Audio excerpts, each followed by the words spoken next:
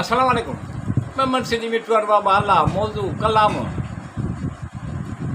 वाह कंहिं ख़ूब चयो आहे ख़ूबसूरत तरीक़े सां तूं जुस्तजू कंदो आहीं। तूं मुतमइन थियण लाइ पंहिंजे राय जो इज़हार करणु चाहींदो आहीं। वाह कंहिं ख़ूब चयो आहे ख़ूबसूरत तरीक़े सां तूं जुस्तजू कंदो आहीं। तूं मुतमइन थियण लाइ पंहिंजे राय जो इज़हार करणु चाहींदो आहीं। तुंहिंजे अहिड़े अंदाज़ सां ॻाल्हाइण सां तस्कीन मिलंदी आहे। तुंहिंजे अहिड़े अंदाज़ सां ॻाल्हाइण सां तस्कीन मिलंदी आहे। तूं पसंदि नापसंदि ॼाणण जी कोशिशि कंदो आहीं। वाह कंहिं ख़ूब चयो आहे ख़ूबसूरत तरीक़े सां तूं जुस्तजू कंदो आहीं।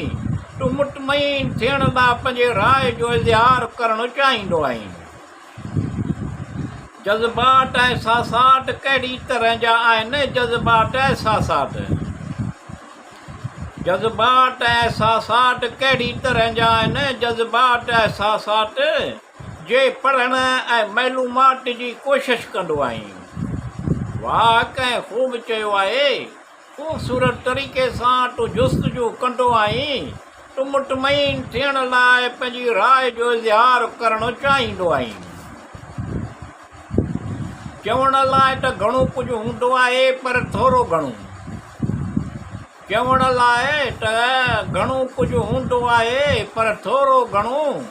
चवणु लहजो तुंहिंजो कमाल जो हूंदो आहे। वाह कंहिं ख़ूब चयो आहे ख़ूबसूरत तरीक़े सां तूं जुस्तजू कंदो आहीं। तूं मुतमइन थियण लाइ पंहिंजी राय जो इज़हार करणु चाहींदो आहीं। ख़ुशबू विराइजनि हिक ॿियनि सां खिलजे मुस्कुराइजे। ख़ुशबू विराइजनि हिक ॿियनि सां खिलजे मुस्कुराइजे। कुझु रंग कलर पखिड़िजनि घणा ई रंग कलर तूं ॼाणंदो आहीं। वाह कंहिं ख़ूब चयो आहे ख़ूबसूरत तरीक़े सां तूं जुस्तजू कंदो आहीं। तूं मुतमइन थियण लाइ पंहिंजे राय जो इज़हार करणु चाहींदो आहीं। कुझु मुस्कुराहटूं घणियूं जचनि थियूं टोटे। कुझु मुस्कुराहटूं घणियूं जचनि थियूं टोटे।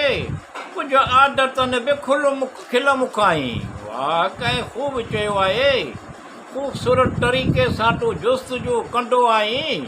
तूं मुतमइन थियण लाइ पंहिंजी राय जो इज़हार करणु चाहींदो आहीं।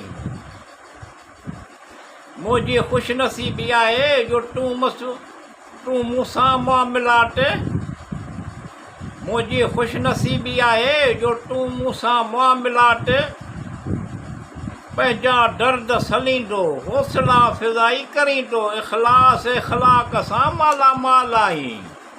वाह कंहिं ख़ूब चयो आहे ख़ूबसूरत तरीक़े सां तूं जुस्तजू कंदो आहीं।